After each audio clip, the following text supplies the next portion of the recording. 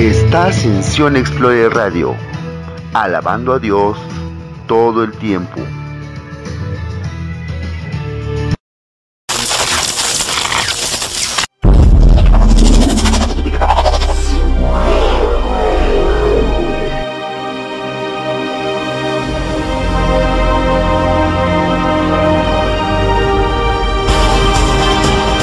La voz de Dios internacional.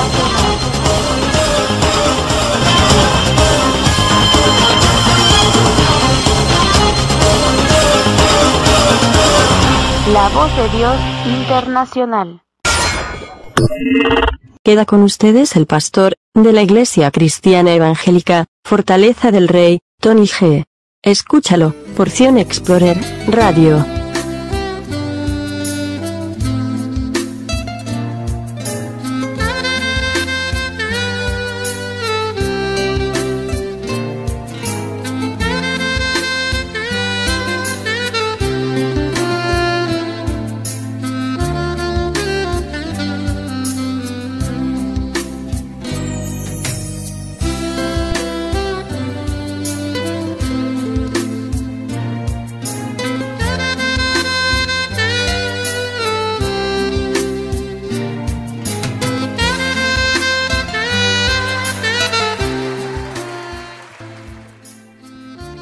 Pues qué bueno que se vino. Vamos a iniciar con el tema de este día. El tema es el genio de la lámpara. El genio de la lámpara. Vamos a ver este tema porque es importante, que a veces nosotros no nos damos cuenta que vemos a Dios como un genio. Tenemos nuestra vida mal, la hemos hecho como hemos querido, y luego le echamos la culpa a Dios como si fuera el que nos puede cumplir nuestros 3 deseos. Y pues, para darle contexto a esta historia, vamos a iniciar dándole una breve explicación de dónde tomamos el tema del genio de la lámpara. La versión es de Antoine de Gallant, copiada de manuscritos siriacos.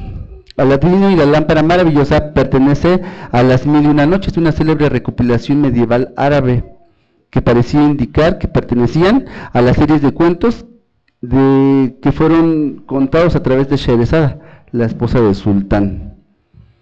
Y vemos que la historia es de un hombre, de un muchacho que le había ido muy mal. Siempre había hecho cosas malas, había robado, él y su inseparable mono, pero que pasado el tiempo encuentra o se ve envuelto en una serie de circunstancias que lo llevan a encontrarse con una lámpara, a la cual frota y sale un genio que le concede 3 deseos. Y yo quiero que usted entienda eso, porque vamos a comenzar con el tema de hoy como el genio de la lámpara. O Aladino y la lámpara maravillosa, que es de donde tomamos esto. Pero el tema es el genio de la lámpara. Y vamos a ver por qué. Proverbios 3 dice, no te olvides de la ley de Dios. Vamos a ver Proverbios 3. Vamos a darle lectura. Dice así: Hijo mío, no te olvides de mi ley, y tu corazón guarde mis mandamientos, porque largura de días y años de vida y paz te aumentarán. Nunca se aparten de ti la misericordia y la verdad. Átalas a tu cuello, escríbelas en la tabla de tu corazón, y hallarás gracia y buena opinión ante los ojos de Dios y de los hombres. Fíate de Jehová de todo tu corazón, y no te apoyes en tu propia prudencia. Reconócelo en todos tus caminos, y Él enderezará tus veredas. No seas sabio en tu propia opinión. Teme a Jehová, apártate del mal, porque será medicina a tu cuerpo y refrigerio para tus huesos. Honra a Jehová con tus bienes y con tus primicias de todos tus frutos, y serán llenos tus graneros con abundancia, y tus lagares rebosarán de mosto. No menosprecies, hijo mío, el castigo de Jehová, ni te fatigues de su corrección, porque Jehová al que ama castiga, como el Padre al Hijo a quien quiere. Bienaventurado el hombre que halla la sabiduría y que obtiene la inteligencia, porque su ganancia es mejor que la ganancia de la plata, y sus frutos más que el oro fino. Más preciosa es que las piedras preciosas, y todo lo que puedes desear no se puede comparar a ella. Tema de este día, el genio de la lámpara. Y vamos a ver, porque nosotros tenemos que aprender a entender que todo tiene un proceso. Yo lo veía en algunas personas que son muy veloces para trabajar, pero que hacen las cosas mal. Las hacen a demasiada velocidad, pero las hacen muy mal. Y hay personas que quizás no te dan tanta producción, pero que lo que hacen, su producción sale bien, es de buena calidad. Y yo trabajé en una empresa en donde nos ponían a inspeccionar material de cerámica, y teníamos una velocidad, nos pedían que hiciéramos 210 piezas por cada día, y era muy difícil para nosotros, pero teníamos que hacerlo bien y rápido. Sin embargo, habían personas que terminaban su producción antes, que eran tan rápidos que en la mitad de su jornada ya habían terminado su producción y ya se retiraban, porque la empresa no te retenía más. Y si tú terminabas antes, aunque te faltaran 3 o 4 horas, tú te retirabas, checabas y te ibas, y la empresa no te descontaba porque ya habías terminado. Y luego, cuando venía el control de calidad, resultaba que la producción estaba de tener 100% a tener 30% de su producción en buenas condiciones. Esto pasaba porque a veces no lo inspeccionaban también, sino nada más daban una repasadita, y todo se iba prácticamente a la basura. 30% significaba que de cada 100 piezas que ellos inspeccionaban, solamente 30 piezas servían, y el resto se iba a la basura. Y fue un orgullo, en cierta manera, el ser considerado por la empresa, de que llegó un tiempo en el que dijeron: acá hay un material muy difícil que tiene 100% de calidad. Y de pronto no se imaginan de quién es, y todos, no, ni siquiera yo. Y de pronto dicen, bueno, pues es de Antonio, que él tiene 100% de calidad. Una felicitación. Y yo, en serio, me alegré, ¿no? Porque ya viéndolo de forma bíblica, cuando nosotros a veces queremos que las cosas salgan bien y rápido, y queremos que Dios trabaje en nuestra vida así de rápido, que hemos hecho toda una vida lo que hemos querido con nuestra familia, con nuestra sociedad, con nuestro país, y queremos que en 3 minutos el Señor llegue a componernos todo lo mal que hemos hecho. Y no nos ponemos a pensar que todo tiene un proceso. No podemos pedirle a Dios algo, porque el Señor lo que va a decir que eso es una consecuencia. Durante toda nuestra vida lo hemos hecho mal, y yo voy a disfrutar lo que yo he hecho, lo malo que hice, las consecuencias de mis actos, y que con todo eso, si yo me arrepiento, el Señor promete estar conmigo para que yo pueda salir a flote, para que yo pueda componer mi vida, pero que Dios no me va a quitar las consecuencias. Si yo maté, si yo hice algo, yo voy a disfrutar de permanecer un tiempo en la cárcel, aunque me haya arrepentido, porque son las consecuencias de mis actos. Durante mucho tiempo yo vine haciendo cosas malas, y Dios no puede en 3 minutos cancelar todo lo que yo hice mal, y todavía echarle la culpa a Dios y decir, ¿por qué, Señor? ¿Por qué me pasa a mí?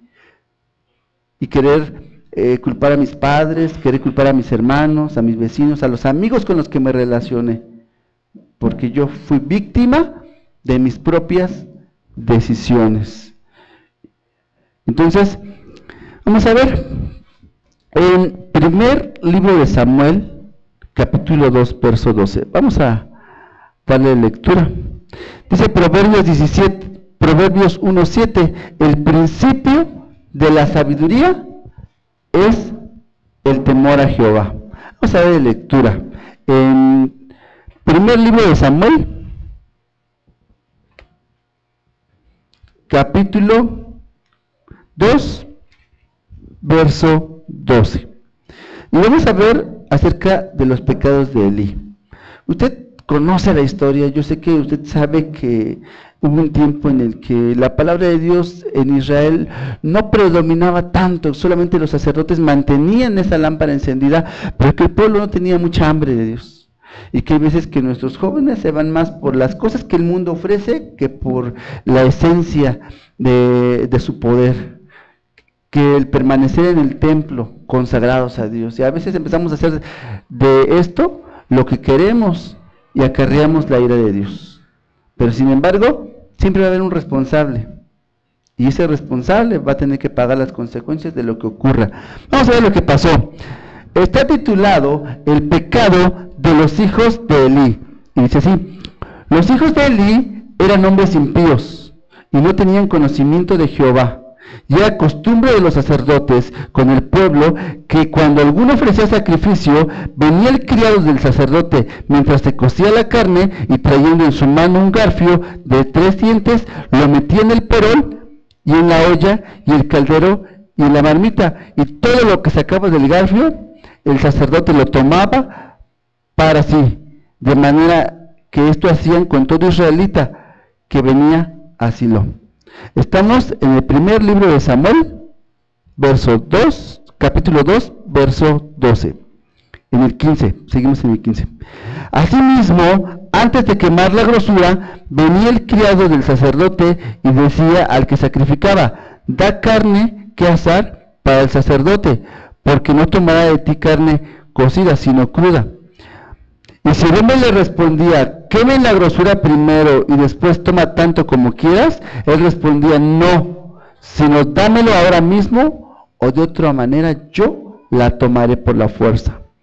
Era pues muy grande delante de Jehová el pecado de los jóvenes, porque los hombres menospreciaban las ofrendas de Jehová. Y el joven Samuel ministraba en la presencia de Jehová, vestido de un efod de lino.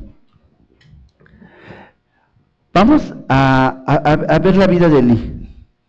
¿Qué pasaba en la vida de Elí? ¿Sabe qué pasaba en la vida de Elí? Pasaba lo mismo que a veces pasa en nuestras vidas. Dice en el texto que sus hijos no tenían conocimiento de Jehová. Y cuando nosotros salimos a las calles a observar a las familias, cómo es que guían a sus hijos, nos damos cuenta que hay mucha indiferencia por parte de los padres hacia los hijos. No hay disciplina, no hay una instrucción adecuada para que ellos sean hombres de bien, para que ellos no sean alcohólicos, sino por el contrario. A veces en una familia hay una persona que es borracha, que consume alcohol, y anima a sus hijos a hacer lo mismo. En las familias ocurre que hay gente que trafica con drogas, que se droga, y anima a sus hijos a hacer lo mismo. Están pasando la maldición.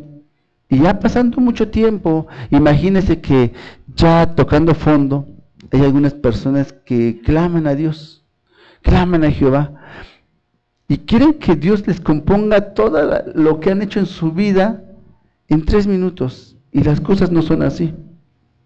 Y con Elí pasaba lo mismo. Y vea, porque decía que sus hijos no tenían conocimiento de Jehová. Y estamos hablando del sacerdote del templo, el que ministraba al pueblo.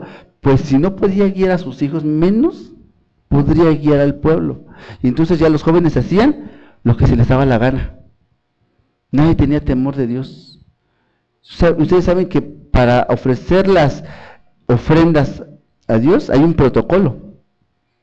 El Señor nos marcaba algunos mandamientos de cómo tenía que hacerse, y ellos ya llegaban y arbitrariamente se llevaban las ofrendas, porque las ofrendas era la carne de los animales que eran ofrecidas a Dios, pero una porción, la grosura era para Dios y ya enseguida ya se daba al pueblo, pero ellos llegaban y se llevaban la carne y no les importaba el procedimiento, no les importaba que eran las cosas de Dios. Y así somos nosotros con nuestra sociedad. No nos importa que la gente que está allá afuera esté perdiéndose, y pensamos que solamente pedirle a Dios, y no es solo eso. El Señor no es el genio de la lámpara para que me conceda mis 3 deseos, para decirle: Señor, prospera el país, primer deseo. Segundo deseo, pues dale a mis políticos que sean honestos. Segundo deseo, y que se acabe la delincuencia. Tercer deseo. Porque todo lleva un proceso, todo tiene un procedimiento. Por eso es importante cuando decimos que el cambio viene desde nuestra familia y desde nosotros principalmente. Porque si yo no creo en Dios, no voy a poder enseñarle a mis hijos. Si yo no creo en Dios, cuando yo le hable a mis hijos de Dios, ellos no me van a creer a mí, porque pensarán que si el viejo no puede con su vida, menos va a poder con la mía. Y entonces nosotros mismos ponemos obstáculos para que la palabra de Dios avance, porque pensamos que simplemente con una persinada, con irnos de rodillas algunos, o con aquí en la iglesia evangélica, con el hecho de venir y a veces ocupar un lugar, y estamos nosotros, como dice el Salmo, con todo nuestro corazón. Y todo nuestro corazón va a involucrar nuestros hechos, va a involucrar nuestra comunión con Dios y el ejemplo que yo le voy a dar a mi hijo. Porque, seamos honestos, 95% de lo que nuestros hijos hacen, lo ve de nosotros. 95% de lo que ellos hacen no es por los amigos, es por lo que se vive en casa, por lo que se vive en familia. Si el niño es grosero, el papá es grosero. Si el niño es indisciplinado, el papá es indisciplinado. Por eso es el reflejo de la casa. Y entonces no podemos llegar y decirle: Señor, cambia a mi hija, cambia a mi hijo. Pero es el reflejo mío. Yo tengo que entender que el Señor no es el genio de la lámpara, que yo tengo que iniciar, someterme a Él, someterme a sus procesos, para que Dios empiece a cambiar primero mi vida, después a mi cónyuge y a mis hijos, pero todo viene por mí. Amén. Vámonos a Marcos capítulo 10, verso 17. Y como les decía, toda una vida lo hemos venido haciendo mal. Y queremos que el Señor nos venga a componer todo lo que hemos hecho mal en 3 minutos.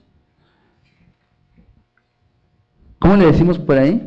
Que pensamos que una oración maruchan de 3 minutos y ya se nos resolvió toda la vida.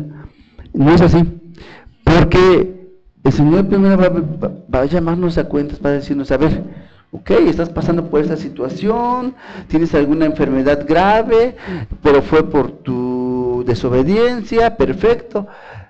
Si yo te quito eso, te vas a volver a ir al mundo. Te vas a perder. Y entonces el Señor toma la decisión de: no te lo voy a quitar. Porque si yo te lo quito, tú lo vas a volver a hacer. Lo mismo que pasa con nuestros hijos. Cuando a nuestros hijos les decimos: a ver, si te perdono, pero si yo no te castigo, tú lo vas a volver a hacer. ¿Sí o no somos así con nuestros hijos? Y generalmente no lo hacemos por su mal, lo hacemos para que ellos comprendan que una actitud y una acción tiene consecuencias. Y vamos a darle lectura. Marcos capítulo 10, verso 17. Habla acerca del joven rico.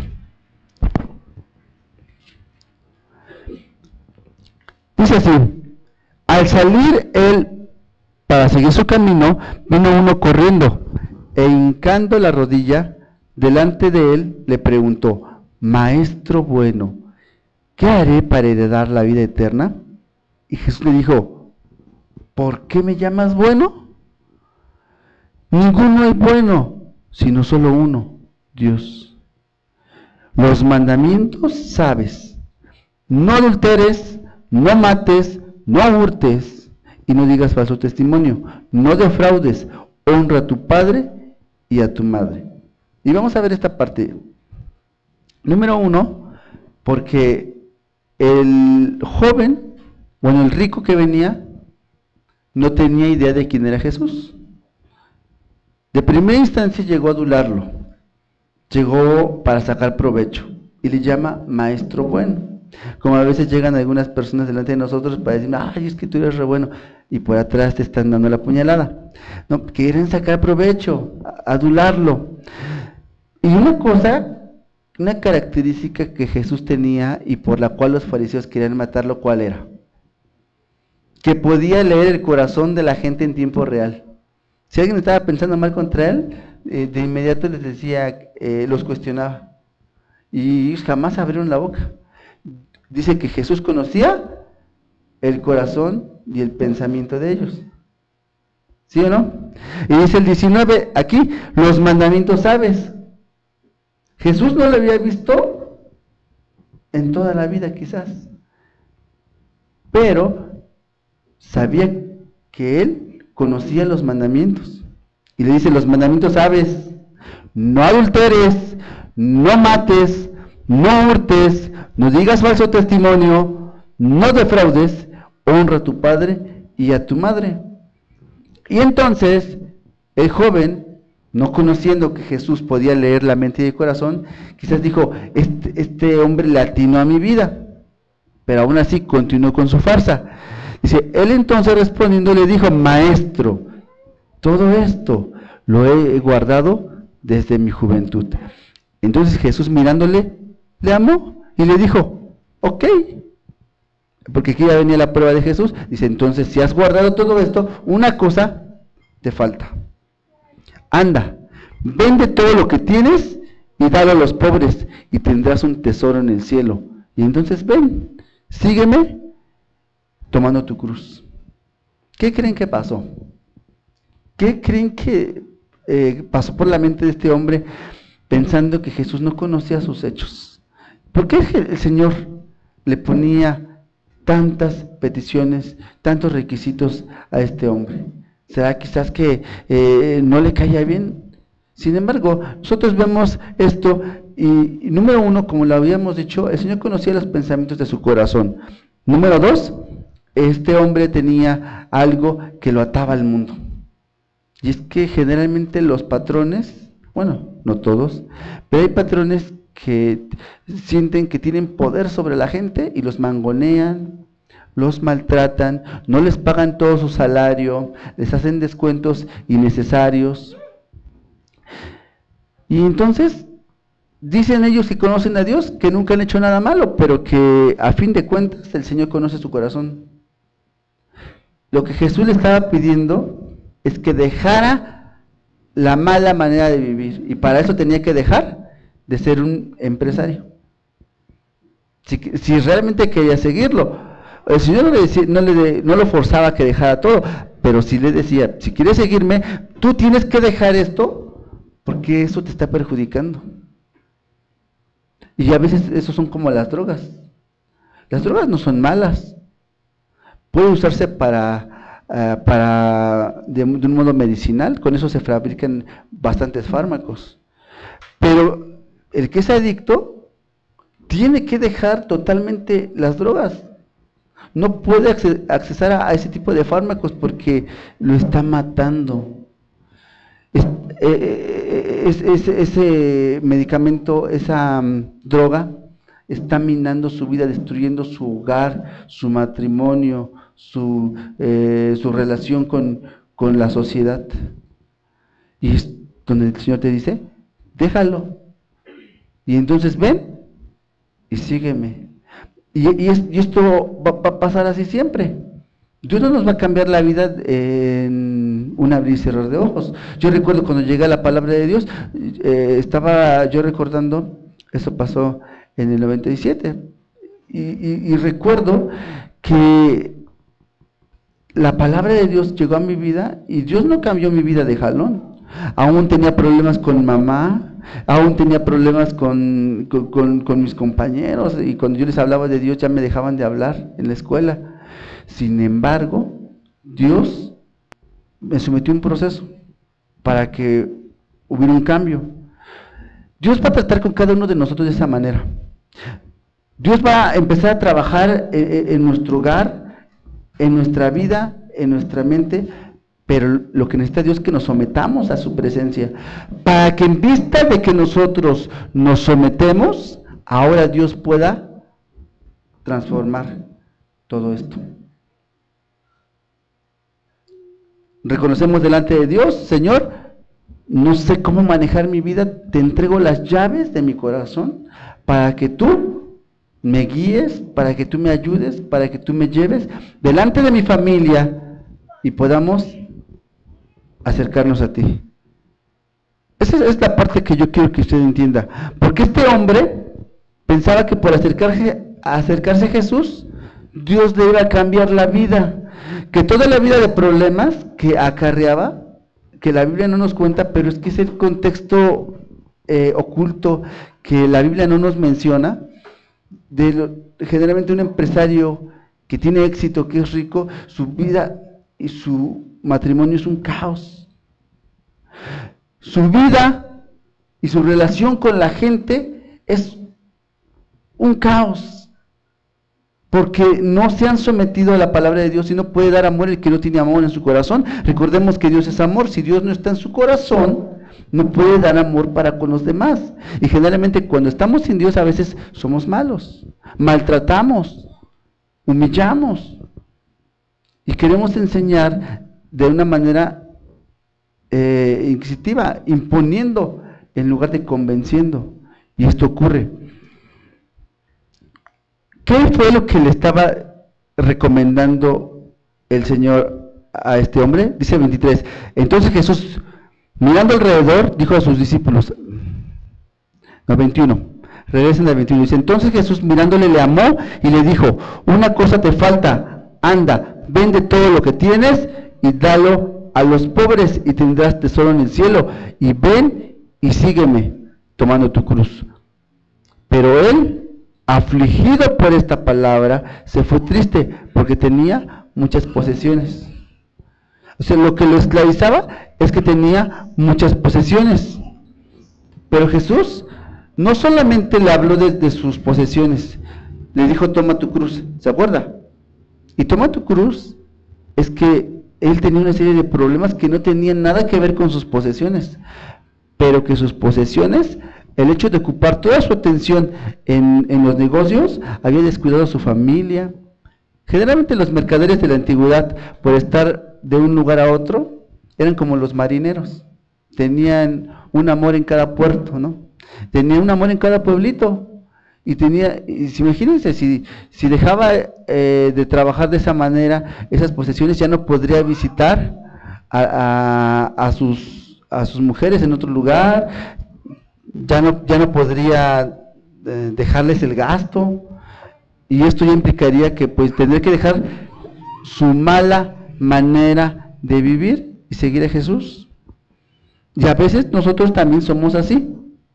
Empezamos a ver todo lo malo que hemos hecho y dice, pues es que si yo voy a la iglesia ya no voy a poder ir a las parrandas, ya no voy a poder ir a tomar con mis amigos, ya no voy a poder decir groserías, y luego ahí en la iglesia pues nos empiezan a decir que si con esa boquita alabo a Dios, ¿no? Entonces ya empezamos a ponerle trabas a Dios. Por eso el Señor siempre te va a decir que vendas todo lo que tienes, déjalo, suéltalo, déjalo ir, porque el Señor puede hacer milagros y maravillas así de rápido, pero para tu vida requiere un proceso, y el Señor no te va a venir a cambiar todo lo que has hecho mal toda tu vida. Por el contrario, el Señor quiere que aprendas la lección, porque si el Señor llega y te lo cambia, tú lo vas a volver a hacer. Y el propósito de Dios no es que vuelvas a la drogadicción, no es que vuelvas a la borrachera, no es que vuelvas a tu mala manera de vivir, no es que vuelvas a fallarle otra vez, y por eso el Señor te deja eso.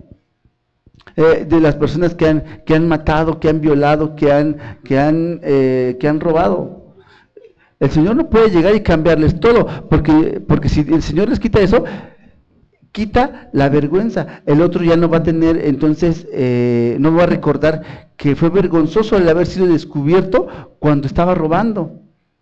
Y entonces lo va a volver a hacer. Al cabo que tiene un Dios que lo ayuda, que lo salva, que lo quita de situaciones vergonzosas. Y el Señor no trabaja así.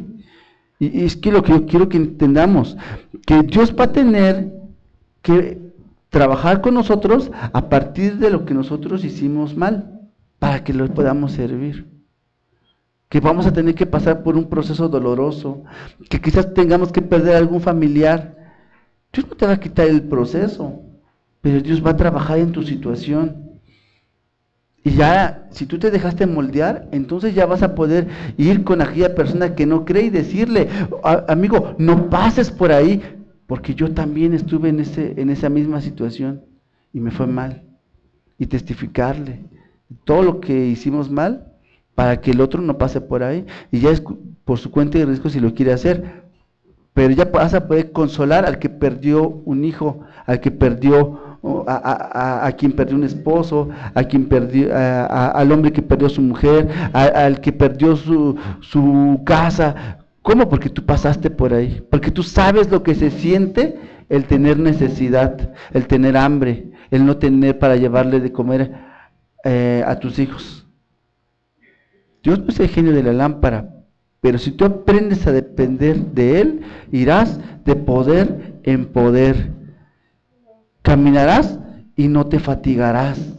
El Señor te hará pasar por el valle de oscuridad y de muerte, y tu corazón estará en paz, porque tú ya aprendiste a buscar la voluntad de Dios. Por eso le dijo, vende lo que tienes y dale a los pobres. Libérate.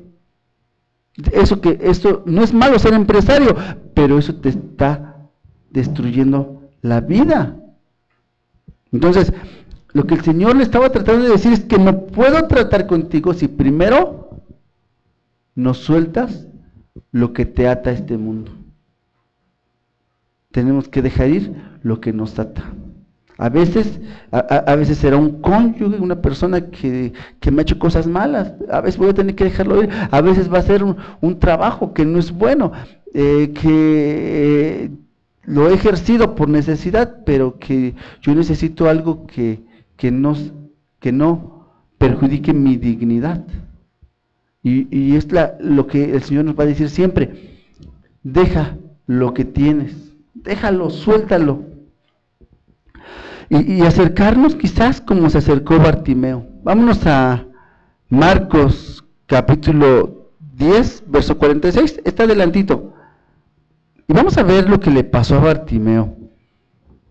Fíjense cómo dice la historia, dice: entonces vinieron a Jericó, y al salir de Jericó, él y sus discípulos y una gran multitud, Bartimeo, el ciego, el hijo de Timeo, estaba sentado junto al camino, mendigando. Y oyendo que era Jesús Nazareno, comenzó a dar voces y a decir: Jesús, hijo de David, ten misericordia de mí. Entonces Jesús, deteniéndose, mandó llamarle, y llamaron al ciego, y diciéndole: ten confianza, levántate, te llama. Entonces, arrojando su capa, se levantó y vino Jesús. A ver, vamos a ver esta parte, porque la capa era lo más importante para este ciego. Recordemos que él no tenía concepto de cómo eran las cosas en el mundo, porque era ciego. Y también recordemos que una capa abriga a aquella persona que padece frío, sobre todo cuando vive en las calles. No puede esta persona sobrevivir si no tiene un abrigo, algo, una cobija, algo que lo ayude a resguardar su cuerpo. Y por consecuencia es todo lo que este hombre tiene. Sin embargo, vea lo que pasó. El 50 dice: él entonces, arrojando su capa, se levantó y vino a Jesús. A ver, ¿qué es arrojar su capa? Para usted arrojar su capa, yo creo que no es una gran obra. ¿Y sabe por qué? Porque arrojar la capa implica que usted simplemente se regrese a ver dónde la tiró. El problema es que este hombre era ciego. Donde la tirara no lo iba a volver a encontrar. O sea, lo que él estaba dejando atrás era imposible que lo recuperara, sobre todo porque había una gran multitud. Y dice aquí así: entonces, arrojando su capa, se levantó y vino a Jesús. Respondiendo Jesús le dijo: ¿qué quieres que te haga? Y el ciego le dijo: Maestro, que recobre la vista. Jesús le dijo: vete, tu fe te ha salvado. Y enseguida, dice, recobró la vista y seguía a Jesús en el camino. A ver, ¿qué hizo este hombre? Dejó todo lo que tenía. Y sabe que la capa alguien la debe haber recogido. O sea que se lo dio a los pobres. Y entonces, después de recuperar la vista, le seguía. A ver, aquí vemos dos personas que están igualmente ciegas.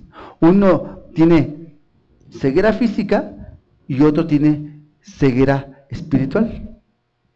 El que tenía ceguera física tenía mejor visión que el otro, porque el otro, a pesar de que tenía su vista, no podía ver que él era el maestro, pero sin embargo Bartimeo escuchó. Y oyendo las palabras y sabiendo que quizás era la única oportunidad que tenía, como también este hombre empresario, la única oportunidad de salir de ese bache espiritual, entonces, dejándolo todo, tiró su capa y corrió hacia el Señor, siguiendo su voz, porque recordemos que era ciego, siguiendo su voz. Y entonces le dijo: que recobre la vista, maestro. Y el Señor le dijo: vete, tu fe te ha salvado. A ver, ¿de qué lo salvó? La ceguera espiritual y la ceguera física a veces son fácilmente confundibles, pero ¿de qué fue lo que lo salvó el Señor? ¿De la ceguera física? No.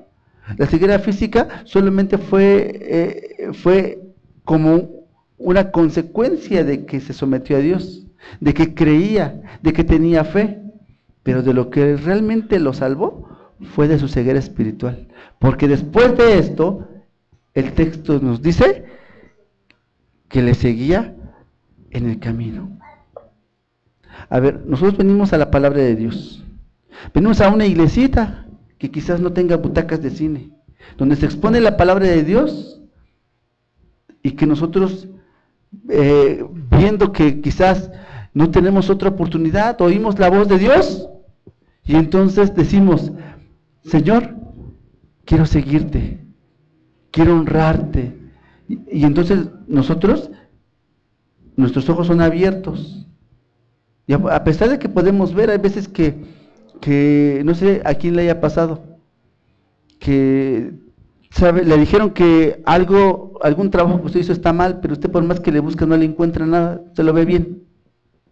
Usted tiene vista, pero no lo puede ver hasta que llega la persona que dice: aquí mira, ay sí, gracias.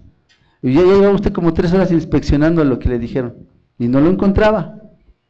Y así somos nosotros. El Señor nos está diciendo que nos acerquemos a Él con todo nuestro corazón y que para eso tenemos que dejar nuestra mala manera de vivir. Tenemos que alejarnos de lo que nos ata en este mundo. Y lo único que estamos haciendo a veces es decirle: es que yo no soy tan malo. Es que hay gente más mala que yo. Hay gente que ni a la iglesia va. Y entonces nosotros estamos posponiendo lo que debemos hacer siempre, acercarnos a Dios reconociendo que nosotros somos los culpables, ¿sí? Y como decíamos, a veces queremos que Dios nos viene a componer nuestras cosas, nuestra vida. En la mañana me contaba mi esposa acerca de la mujer que llegaba a poner el perfume a los pies de Jesús. Y la pregunta que le hicieron a Simón, el fariseo, cuando le preguntan: ¿quién ama más? Hubo un hombre que hizo muchas cosas malas y otro hombre que un hombre que debía cosas, ¿no? Un hombre que debía mucho y otro hombre que debía poco. Ambos fueron perdonados. ¿Quién es el que ama más? Y la respuesta es, pues, que se le perdonó más. ¿Por qué? Y lo que mi esposa me contaba, es que el hombre que se le perdonó más es porque había hecho más cosas malas, y entonces era quien reconocía su pecado. Pero el otro, el que tenía pocas cosas malas que había hecho y decía, pues yo no soy tan malo, hay gente peor que yo, esa persona, como no sabía que también necesitaba del amor de Dios, entonces esta persona pues no quería necesitar tanto el perdón, y entonces amaba menos a Jesús. Quizás no lo puedo explicar con tanta claridad, pero lo que yo comprendí de eso es que a veces nosotros pensamos que hacemos las cosas bien, pensamos que toda la vida la hemos hecho bien, y que yo voy a la iglesia, y que yo soy bien bueno, y que no reconozco que tengo cosas por las que Dios me tiene que perdonar. Entonces, por consecuencia, yo le amo menos, porque siento que quizás el Señor no tiene tantas cosas que perdonarme. Pero aquella persona que dice, ay Señor, es que otra vez, y la regué de nuevo, y yo sé que tú me amas, pero no te merezco, todos los días lo he hecho mal, mira cómo está mi familia, ayúdame, bendíceme, fortaléceme, yo sé que no vas a cambiar mi vida de jalón, pero fortaléceme para que inicie el proceso, y te sometes. Y entonces el Señor, sabiendo que tú has hecho muchas cosas malas, ¿sí?, tú le amas más porque te sometes a su presencia. Reconoces que lo has hecho mal, reconoces, anhelas un cambio y se lo pides. Y eso fue lo que yo comprendí. Y la parte que yo quiero que usted comprenda es que pues el Señor no va a cambiarle la vida a nadie en 3 minutos. No, como mencionamos al principio, no podemos llegar con una oración maruchan y luego volver en 20 años al mismo lugar por la misma oración, porque nunca va a cambiar nada si yo no tengo la disposición de que cambie esto en mi vida. El Señor no es el genio de la lámpara para que nos esté concediendo 3 deseos cada vez que la regamos, para que esté a nuestra disposición. Nosotros hemos recibido la palabra de Dios, la palabra de bendición, y todas las cosas que el Señor ha puesto en nuestra vida, nuestra familia, el Señor nos va a pedir cuentas. Y nos va a decir, ¿qué has hecho con la familia que yo te di? Con la hija que yo te di. En el caso de las mujeres, con el marido que yo te di. En el caso de los varones, con la mujer que yo te di. Que le pegabas, que la maltratabas. Vas a dar cuentas de todo lo que has hecho. Pero que si reflexionas, bueno, pues Dios sí puede transformar tu vida, pero no te la va a cambiar en 3 minutos. Te va a someter a un proceso para que tú comprendas que lo hiciste mal, y para que busques el arrepentimiento a los pies de Jesús. Amén. Finalizamos tema de hoy, el genio de la lámpara. Esperamos que le haya servido. Le pedimos que comparta nuestras historias y nuestros temas en YouTube, por Sion Explorer Radio y Sion Explorer TV. Que Dios les bendiga.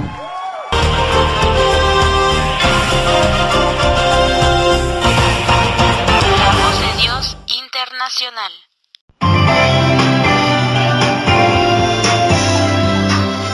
Sion Explorer Radio, 24 horas de bendición.